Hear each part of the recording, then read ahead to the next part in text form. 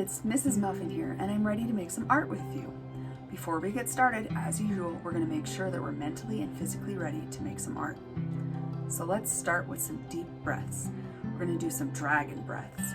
So we're going to breathe in through our nose and out through our mouth. But when we breathe out, we're going to make a noise like we just blew some fire, and we're going afterwards. So in through our nose and out through our mouth. You could make other noises like or something like that. It's up to you, but please be considerate and think of the others who are in the home with you right now. It could be your sibling or a grown-up. If they're working on homework or work or something like that, they're trying to take a nap, we don't want to go and yell really loud and wake them up. So just remember the people around you. Don't be too crazy with your volume. But let's take one more breath in. And then we should feel a little more relaxed. If you need to go to the bathroom, get a snack, a drink of water, anything like that to make sure you're ready for art, now's the time to do that. Just pause the video and do that really quickly. You could also do some stretching. Maybe let's get our drawing arms ready to go by rolling our shoulders back and then rolling them forward, stretching our arms above our head. I like to do this. Ooh, that gets my fingers nice and ready to draw. Now let's make sure that our area is ready.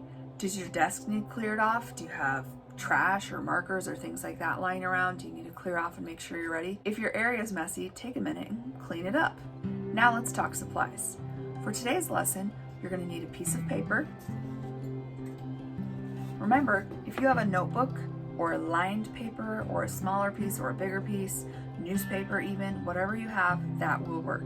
You can use a notebook if you have one of those for class. All of that works just fine. You don't have to have paper like this, but you need something to draw on. You also need a pencil, and I would recommend an eraser. And then you need something to make your art project colorful. You could use crayons, color pencils, even watercolor.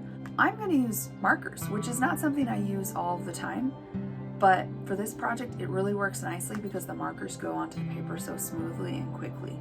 Up to you though, you can totally use a different art supply, but find something to make your art colorful. Hopefully at this point you watched some of the videos about shadows and light that I've shared in the lesson, or you can look on my YouTube playlist, Science, and find some videos about light and shadows. After watching those, you should know a little bit more about how there's a light source, and then that creates a shadow on an object. We're going to make an art project inspired by that idea. So our goal for today is to make an art project using shadows and light. First, you're going to write your name on your piece of paper. After you do that, you're going to gather up some objects that you can create shadows with. I recommend small objects, toys, action figures, things like that. They work great for this project, and you'll see why in a little while. I'm going to use this little kangaroo toy. This guy's a bowling cake topper, actually.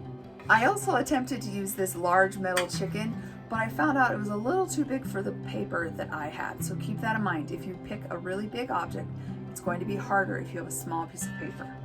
So I really recommend small objects, toys like this. You could use a pencil sharpener if you have something like that. You could use a jar. It doesn't have to be toys or fun things. Just find some little things that you can use to trace shadows. After you have those objects, you're going to start tracing them. Find a light source. It could be indoors with a lamp. It could be outdoors with the sun.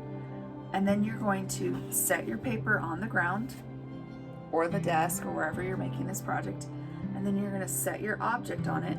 And that object is going to cast a shadow on the paper, and you're going to trace that shadow. Let me show you here in my backyard. Okay, I'm outside and I'm ready to draw some shadows.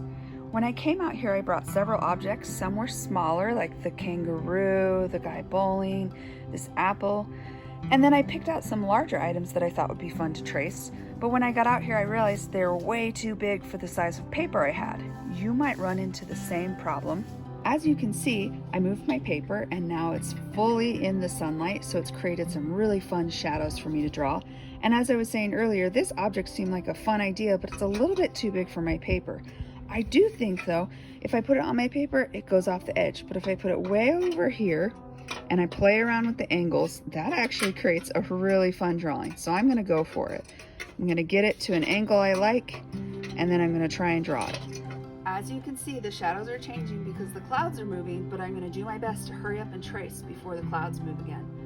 This is my chicken, and I'm gonna just trace the shadows. And it's not gonna be perfect, but I'm gonna do my best. And then later on, I can go in the house and I can color it in and make it fun. I'm gonna wait a minute and see if the sun changes on that, and I'm gonna come over here and start tracing these objects. You can use crayons, color pencils. I'm gonna go with markers because they come out quickly, nice and smooth.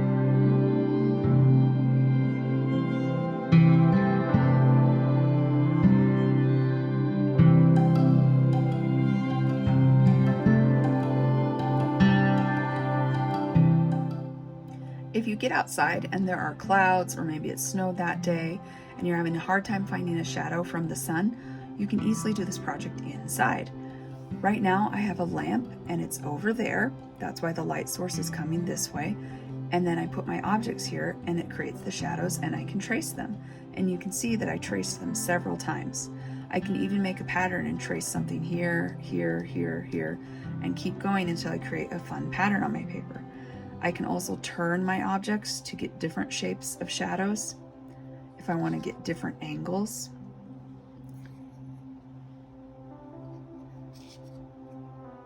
After you've traced one or more objects, that's my chicken, there's the bowling guys, an apple and a kangaroo, notice they're not perfectly traced and they don't quite look like the object. That's okay. We don't need them to look realistic just like the object. That's not the point of this lesson. After you trace them, you're going to color them in. You can continue to use markers, you could use crayons, color pencils, or paint, but you're going to color in your picture really fun and fill up the page as much as you can.